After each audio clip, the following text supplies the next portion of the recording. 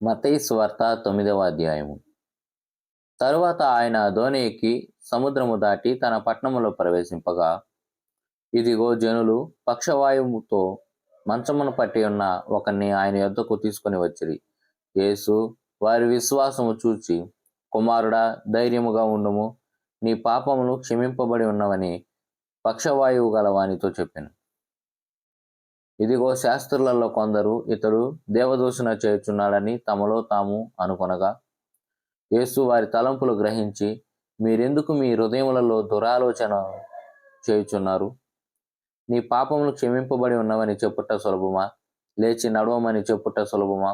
అయినను పాపములు క్షమించుటకు భూమి మీద మనిషి కుమారునికి అధికారం గలదని మీరు తెలుసుకొనవలెను అని చెప్పి, ఆయన పక్షవాయువు గల వాణ్ణి చూచి, నీవు లేచి నీ మంచం ఎత్తుకొని నీ ఇంటికి పొమ్మని చెప్పగా, వాడు లేచి తన ఇంటికి వెళ్ళెను. జనులు అది చూచి భయపడి మనుషులకిట్టి అధికారం ఇచ్చిన దేవుణ్ణి మహిమపరిచిరి. యేసు అక్కడ నుండి వెళ్ళుచు సుంకపు మెట్టునొద్ద కూర్చొనున్న మత్తయి అను ఒక మనిషిని చూచి, నన్ను వెంబడింపమని అతనితో చెప్పగా, అతడు లేచి ఆయనను వెంబడించెను. ఇంటిలో భోజనమునకు యేసు కూర్చుని ఉండగా, ఇదిగో సుంకరులను పాపులను అనేకులు వచ్చి ఆయన శిష్యుల యొద్దను కూర్చుండిరి.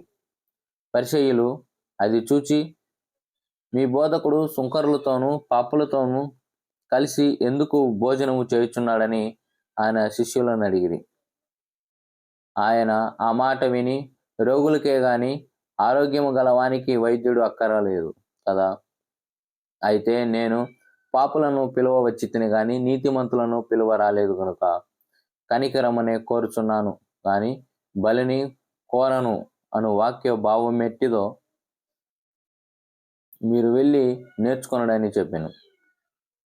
అప్పుడు యోహాను శిష్యులు ఆయన యొద్దకు వచ్చి, పరిసయ్యులను మేమును తరచుగా ఉపవాసము చేయుచున్నాము గాని నీ శిష్యులు ఉపవాసము చేయరు, దీనికి హేతువేమని ఆయనను అడగగా, యేసు, పెండ్లి కుమారుడు తమతో కూడా ఉండు కాలమున పెండ్లి ఇంటి వారు దుఃఖపడగలరా?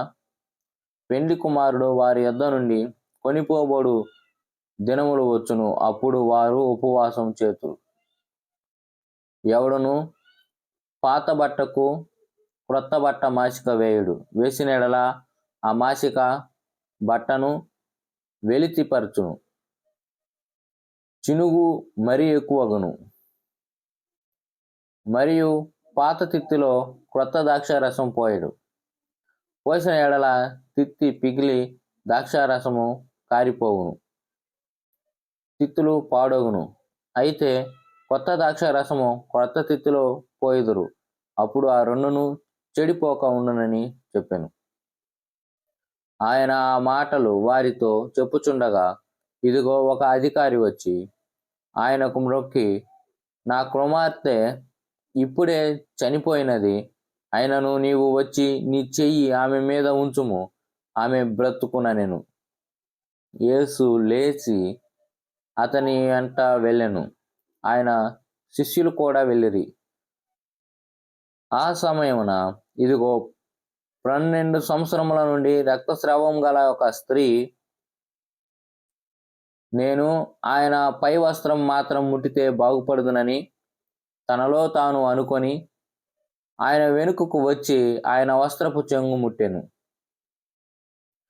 యేసు వెనుకకు తిరిగి ఆమెను చూచి, కుమారి, ధైర్యముగా ఉండుము, నీ విశ్వాసము నిన్ను బాగుపరిచెనని చెప్పగా, ఆ గడియ నుండి ఆ స్త్రీ బాగుపడెను.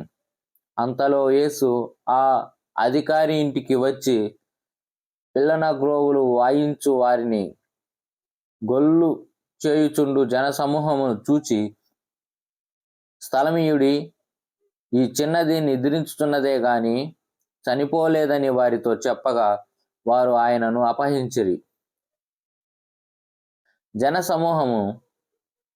జనసమూహమును పంపివేసి ఆయన లోపలికి వెళ్ళి ఆమె చేయి పట్టుకొనగానే ఆ చిన్నది లేచెను. ఈ సమాచారము ఆ దేశమంతటను వ్యాపించెను. యేసు అక్కడ నుండి వెళ్ళుచుండగా ఇద్దరు గ్రుడ్డివారు ఆయన వెంట వచ్చి, దావీదు కుమారుడా, మమ్ము కనికరింపమని కేకలు వేసిరి. ఆయన ఇంట ప్రవేశించిన తరువాత ఆ గ్రుడ్డివారు ఆయన యొద్దకు వచ్చిరి. యేసు, నేను ఇది చేయగలని మీరు నమ్ముచున్నారా అని వారిని అడుగగా, వారు నమ్ముచున్నాము ప్రభువా అని ఆయనతో చెప్పిరి. అప్పుడు ఆయన వారి కన్నులు ముట్టి, మీ నమ్మకము చొప్పున మీకు కలుగునుగాక అని చెప్పినంతలోనే వారి కన్నులు తెరవబడెను. అప్పుడు యేసు ఇది ఎవరికి చెప్పకుండా చూచుకొనుడని వారికి ఖండితముగా ఆజ్ఞాపించెను. ఆయనను వారు వెళ్ళి ఆ దేశమంతటా ఆయన కీర్తి ప్రచారము చేసిరి. యేసును ఆ శిష్యులను వెళ్ళుచుండగా కొందరు దయ్యములు పట్టిన ఒక మూగవానిని ఆయన యొద్దకు తీసుకొని వచ్చిరి. దయ్యము వెళ్ళగొట్టబడిన తరువాత ఆ మూగవాడు మాటలాడగా జనసమూహములు ఆశ్చర్యపడి, ఇశ్రాయేలీయులలో ఇలాగూ ఎన్నడూను కనబడలేదని చెప్పుకొనిరి. అయితే పరిసయ్యులు ఇది దయ్యముల అధిపతి వలన దయ్యములను వెళ్ళగొట్టుచున్నాడని చెప్పిరి. యేసు వారి సమాజ మందిరములలో బోధించుచు రాజ్య సువార్త ప్రకటించుచు ప్రతి విధమైన రోగములను ప్రతి విధమైన వ్యాధిని స్వస్థపరచుచు సమస్త పట్టణముల యందును గ్రామముల యందును సంచారము చేసెను. ఆయన సమూహములను చూచి వారు కాపరి లేని గొర్రెల వలె విసికి చెదిరి ఉన్నందున వారి మీద కనికరపడి, కోత విస్తారమే గాని పనివారు కొదువుగా ఉన్నారు కనుక తన కోతకు పనివారిని పంపమని కోత యజమానుని వేడుకొనుడని తన శిష్యులతో చెప్పెను.